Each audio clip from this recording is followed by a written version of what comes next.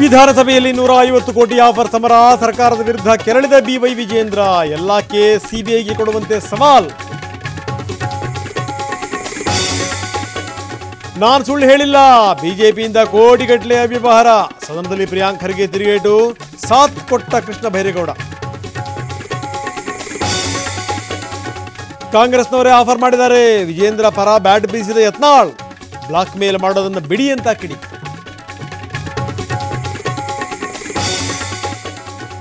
ಮಾಣಿಪ್ಪಾಡಿ ಪ್ರಕರಣ ಸಿಬಿಐಗೆ ಕೊಡುವ ಬಗ್ಗೆ ಚರ್ಚೆ. ಬೆಳಗಾವಿಯಲ್ಲಿ ಸಿಎಂ ಸಿದ್ದರಾಮಯ್ಯ ಹೇಳಿಕೆ, ನಾವು ಮಾಡಿ ಸರಿ ಅಂತ ಸಮರ್ಥನೆ.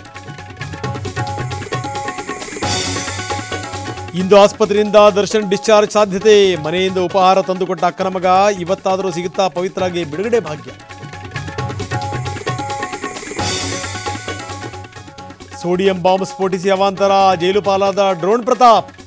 10 ದಿನ ನ್ಯಾಯಾಂಗ ಬಂಧನ.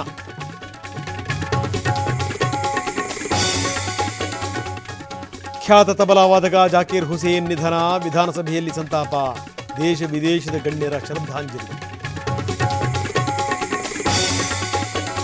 ಬಳ್ಳಾರಿ ಬಾಣಂತಿಯರ ಸರಣಿ ಸಾವು ಪ್ರಕರಣ, ತಿಂಗಳಾದರೂ ತಪ್ಪಿತಸ್ಥರ ವಿರುದ್ಧ ಇಲ್ಲ ಕ್ರಮ.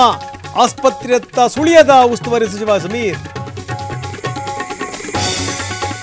ಡಿಸಿ ಕಚೇರಿ ಬಳಿ ಪಂಚಮಸಾಲಿ ಹೋರಾಟಕ್ಕೆಲ್ಲ ಅನುಮತಿ. ಬೆಳಗಾವಿಯ ಚೆನ್ನಮ್ಮ ವೃತ್ತದಲ್ಲಿ ಪ್ರತಿಭಟನೆ. ಸರ್ಕಾರದ ವಿರುದ್ಧ ಸ್ವಾಮೀಜಿ ಯತ್ನಾಳ್ ಕಿಡಿ.